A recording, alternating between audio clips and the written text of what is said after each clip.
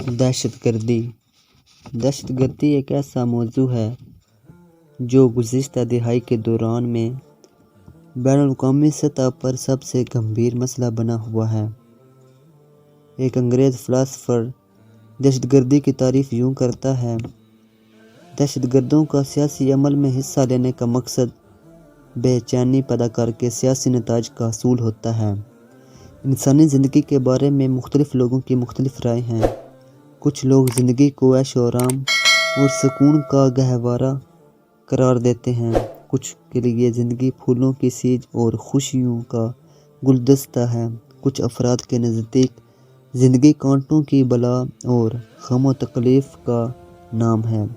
غرض ہر انسان اپنے ذاتی تجربے کی بنیاد پر مختلف آراء رکھتا ہے، مگر جو نظریہ موجودہ صورتحال میں سچ ثابت ہوتا دکھائی دیتا ہے وہ کسی صورت پھولوں کی سیج نہیں، اور ہر انسان یہ پکارتا دکھائی دیتا ہے: زندگی ہے یا کوئی طوفان ہے، ہم تو اس جینے کے ہاتھوں مر چلے۔ موجودہ دور میں انسانوں کی زندگی مصائب و آلام کے چنگل میں پھنسے معصوم پرندے کی سی ہے، جو نہ تو صیاد سے گلہ کر سکتا ہے، نہ تقدیر سے شکایت، بلکہ حالات زمانہ کے شکنجے میں بے بس و بے آسرا دکھائی دیتا ہے۔ بقول علامہ اقبال: زلزلے ہیں، بجلیاں ہیں، قحط ہے، آلام ہے، کیسی کیسی دخترانِ مادر ایام ہے۔ پہلے جو زندگی حسن و خوبصورتی کا مرقع سمجھی جاتی تھی، اب وہی زندگی جبر مسلسل دکھائی دیتی ہے۔ بقول شاعر: زندگی جبر مسلسل کی طرح کاٹی ہے، جانے کس جرم کی پائی ہے سزا یاد نہیں۔ مسائل کا لامتناہی سلسلہ ہے جو انسان کو زندگی کی خوبصورتی سے کنارہ کش کر کے اسے مصائب سے دوچار کر رہا ہے۔ آج کے دور میں زندگی نام ہے مر مر کے جیے جانے کا۔ انہی مصائب میں سے ایک دہشت گردی ہے۔ تھامس ہابز نے 1851 میں اس مسئلے کو پیش نظر رکھ کر انسانی زندگی کی تعریف یوں کی: نہ خطوط، نہ فنون اور متشددانہ موت کا مستقل خوف، اس طرح کہ انسانی زندگی حقیر، گھٹیا اور غیر یقینی ہو جائے۔ دہشت گردی مطلب براری کا ایسا وحشیانہ حربہ ہے جس کے ذریعے مختلف گروہ اپنے نجی یا سیاسی مفادات حاصل کرتے ہیں۔ عالمی جنگ دوم کے بعد دنیا میں سرد جنگ کی صورت حال تو ختم ہو مگر مختلف ممالک کی باہمی عناد پرستی اور دشمنی کی بدولت دہشت گردی کو فروغ حاصل ہوا ہے۔ گزشتہ چند دہائیوں سے دہشت گردی کے مفہوم کو مزید وسعت حاصل ہوئی ہے۔ ایک انگریز فلسفی کا کہنا ہے: دہشت گردی کی تعریف یوں کی جا سکتی ہے کہ قتل و غارت گری، کرپشن، بدعنوانی، مسافر طیاروں کی اغوا کاری، اغوا برائے تاوان اور بدترین تشدد وغیرہ۔ دہشت گردی کی کئی اقسام ہیں۔ سب سے پہلے اس دہشت گردی کا ذکر کرتے ہیں جس کی سرپرستی مختلف ممالک کرتے ہیں تاکہ دشمن ممالک کو دہشت گردی کے ذریعے دبایا جا سکے اور اپنے مطالبات منوائے جا سکیں۔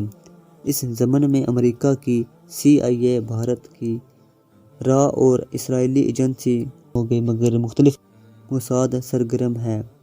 پاکستان کو دبانے کے لیے اور اپنی برتری ثابت کرنے کے لیے بھارت پاکستان کے خلاف کئی دفعہ دہشت گردی کے منصوبے بنا چکا ہے۔ دہشت گردی کی دوسری قسم وہ ہے جو مقبوضہ ممالک اور مغلوب اقوام اپنے وسائل اور حقوق کو حاصل کرنے کے لیے کرتی ہے۔ یہ لوگ خود کو دہشت گرد نہیں کہتے بلکہ خود کو تحریک آزادی کے مجاہدین کہتے ہیں، اور ایک لحاظ سے دیکھا جائے تو یہ لوگ درست ہیں، کیونکہ ہر قوم کو اپنے سیاسی مستقبل کا فیصلہ کرنے کا حق حاصل ہوتا ہے۔ اس ضمن میں کشمیر، فلسطین، عراق، افغانستان، بوسنیا وغیرہ میں بھی جاری جنگیں تازہ مثالیں ہیں۔ اپنے حقوق کی بازیابی کے لیے حاکم اور محکوم اقوام میں جنگیں جاری ہیں۔ اسی طرح عالمی سطح پر امن کی کوششیں ناکام ہو رہی ہیں، جس کی وجہ سے ان جنگوں اور وہاں پر ہونے والی دہشت گردی کے اثرات خطے پر پڑتے ہیں اور ترقی کی راہ میں رکاوٹ آ جاتی ہے۔ دہشت گردی کی سب سے عام شکل وہ ہے جس کا مشاہدہ ہم موجودہ دور میں روزانہ کرتے ہیں۔ آئے دن جلسوں، عمارتوں، کاروں، مساجد اور اسکولوں میں بم دھماکے ہوتے رہتے ہیں، جس سے عوام میں خوف و ہراس پھیل چکا ہے۔ علاوہ ازیں چوری، ڈاکہ زنی، قتل و غارت، اسٹریٹ کرائم وغیرہ بھی دہشت گردی کا حصہ ہے، کیونکہ ان سے عوام میں خوف و ہراس پھیل جاتا ہے، اور یہی تو دہشت گردوں کا مقصد ہے کہ عوام اور حکومت میں خوف و ہراس پھیلا کر ان سے اپنے مطالبات منظور کروائے جائیں۔ دہشت گردی کا کوئی انسانی پہلو یا مقصد نہیں، صرف ذاتیات کی بنیاد پر لڑی جانے والی ایک جنگ ہے، جس کا سامنا پوری انسانیت کو محض چند گھٹیا ذہن کے مالک افراد کی وجہ سے کرنا پڑ رہا ہے۔ دہشت گردی کے بارے میں چند اہم حقائق درج ذیل ہیں جو کہ ایک سروے کا نتیجہ ہیں۔ نمبر 1، دہشت گردی کی کارروائیاں پہلے سے سوچے سمجھے منصوبے کے مطابق ہوتی ہیں۔ نمبر 2، دہشت گردی کا مقصد بڑے پیمانے پر خوف و ہراس پھیلانا ہوتا ہے۔ نمبر 3، دہشت گردی میں کسی مخصوص ہدف کو نشانہ نہیں بنایا جاتا، بلکہ اپنے مفاد کی خاطر کسی بھی حد سے گزرا جا سکتا ہے۔ انسانی بربریت اور وحشت کی داستانیں خون رقم کرنے والے ان افراد کے بارے میں مظاہر فطرت پکار پکار کر کہتے ہیں، بستیاں چاند ستاروں پہ بسانے والوں، کرۂ ارض پر بجھے چلے جاتے ہیں چراغ۔ ایٹم بم کی ایجاد سے جہاں دنیا میں جنگ اور لڑائی کا معیار بدل گیا، وہیں دہشت گردی نے جنم لیا۔ ایٹم بم کی ایجاد سے ممالک ایک دوسرے سے کھلم کھلا لڑائی کرنے کے در پہ ہیں۔ اس کی وجہ ایک سائنسدان کے بیان میں موجود ہے جو کہتا ہے، انسان نے ایک ایسا کیمیائی مادہ دریافت کر لیا ہے جس کے مٹھی بھر استعمال سے یہ زمین چند منٹوں میں راکھ کے ڈھیر میں بدل سکتی ہے۔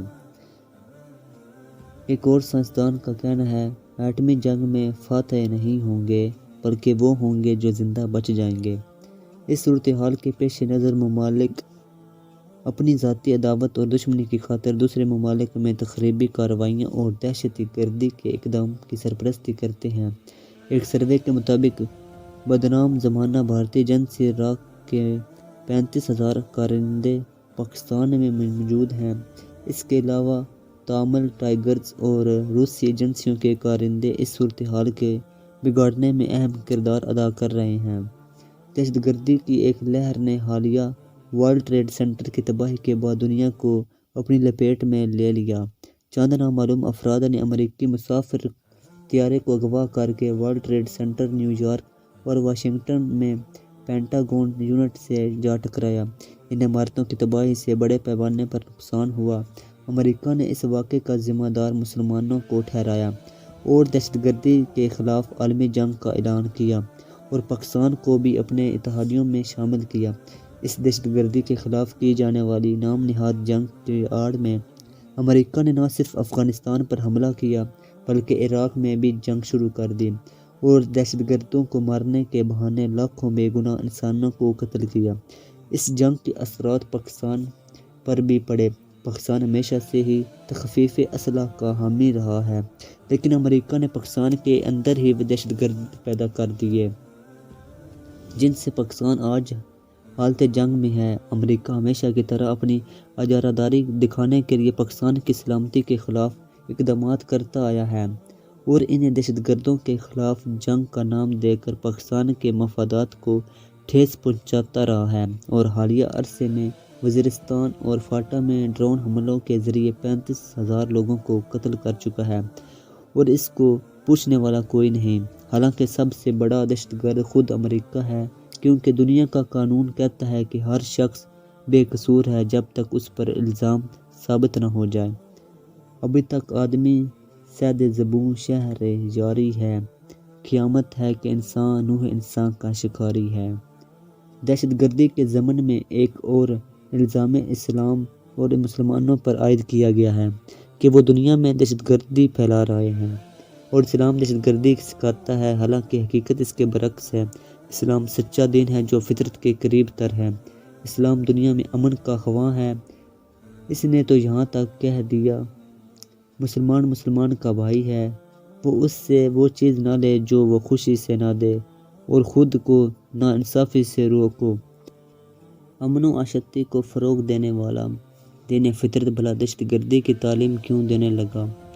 مسلمانوں پر دہشت گردی اور فنڈامنٹلزم کی تھپتی کسنے والے اپنے گریباں میں جھانکیں تو حقیقت برعکس ہے۔ امریکہ نے گوانتانامو بے جیل میں بے گناہ انسانوں کو قید کر رکھا ہے اور ان سے ایسے ذلت آمیز سلوک اور زیادتیاں کی جاتی ہیں کہ انہیں سن کر انسان کانپ اٹھے۔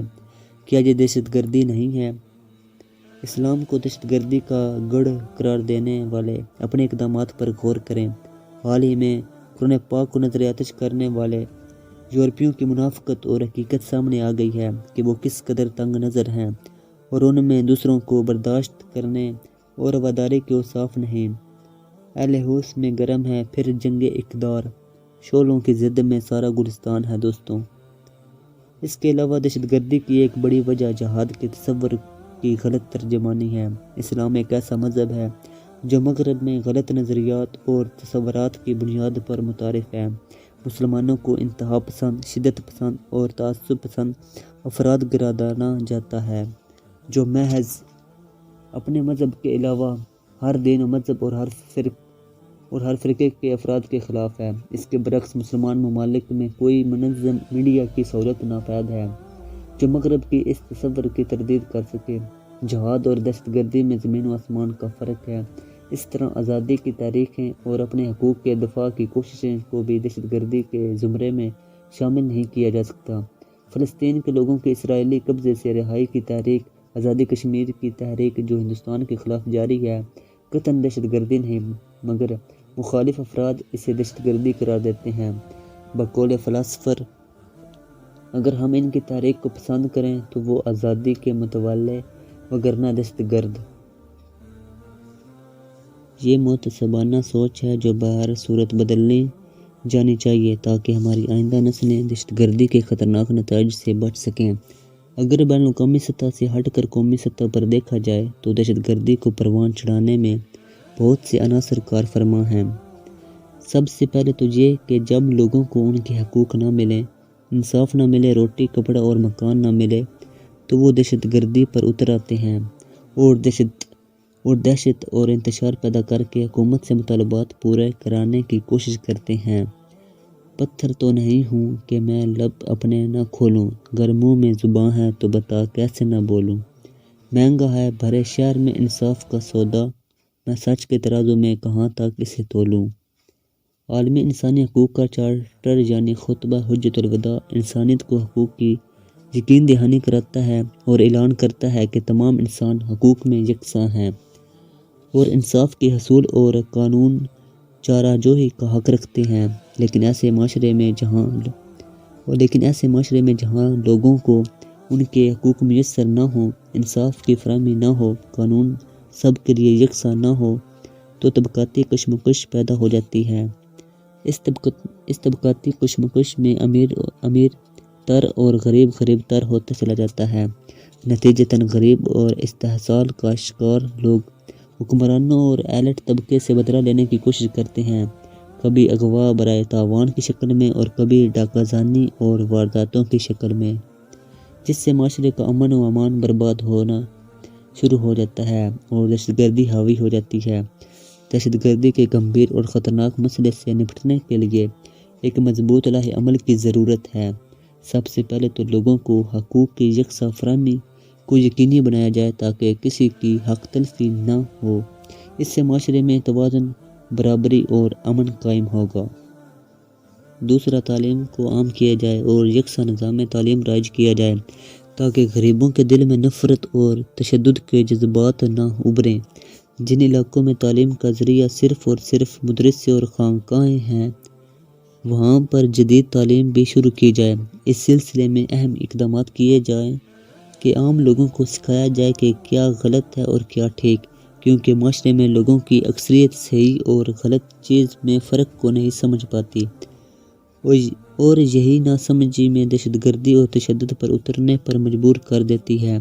لوگوں میں بالعموم تحمل، برداشت، قناعت، صبر، عفو درگزر کی صفات پیدا کی جائیں تاکہ معاشرے میں امن قائم ہو، کیونکہ دہشت گردی تب ہی پروان چڑھتی ہے جب لوگ ایک دوسرے کو برداشت کرنا چھوڑ دیں۔ اسلام مکمل ضابطہ حیات ہے، اس کو اپنانے سے ہی دنیا میں امن قائم ہو سکتا ہے اور لوگوں کو خوشحالی حاصل ہو سکتی ہے۔ پھلا پھولا رہے یا رب چمنِ میری امیدوں کا، جگر کا خون دے دے کر یہ بوٹے میں نے پالے ہیں۔ اللہ تعالیٰ پاکستان میں امن قائم کرے، آمین۔ جنت سے کہیں بڑھ کے حسین میرا وطن ہے، ہم سر ہے فلک کی جوز میں میرا وطن ہے۔